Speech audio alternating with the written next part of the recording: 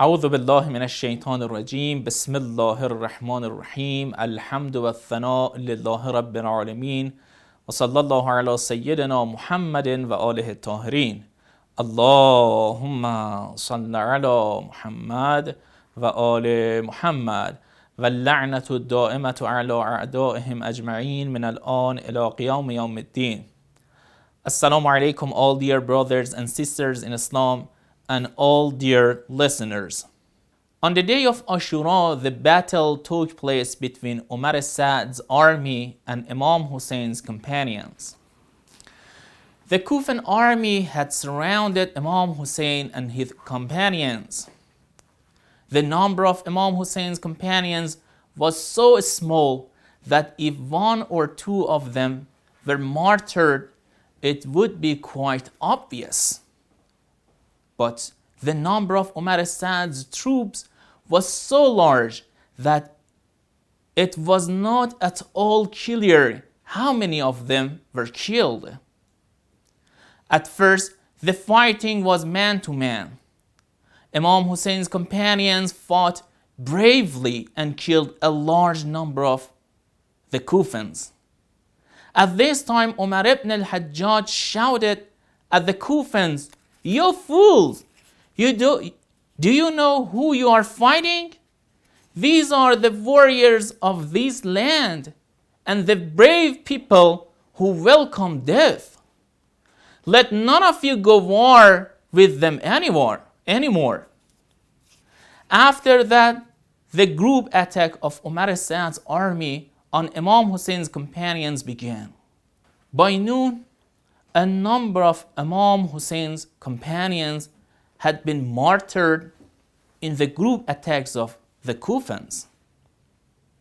At this time, Abu Thamameh came to Imam Hussein and said, "The enemy have approached you, and I swear by God, I must be killed before you, but I would like to meet my Lord while performing the prayer whose time is approaching."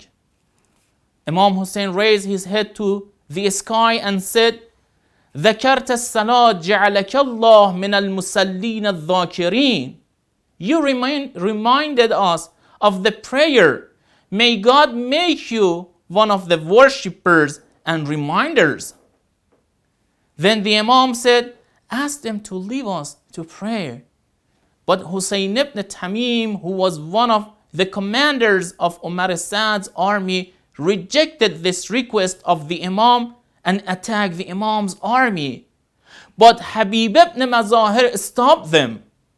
Habib fought a fierce battle and killed 62 of his enemies until a man named Badil attacked him and threw him on the ground. Habib wanted to get up from the ground when one of the Kufans hit him on the head with a sword, and Habib fell back to the ground.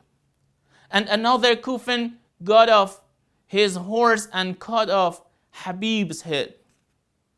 Imam was so saddened by Habib's martyrdom.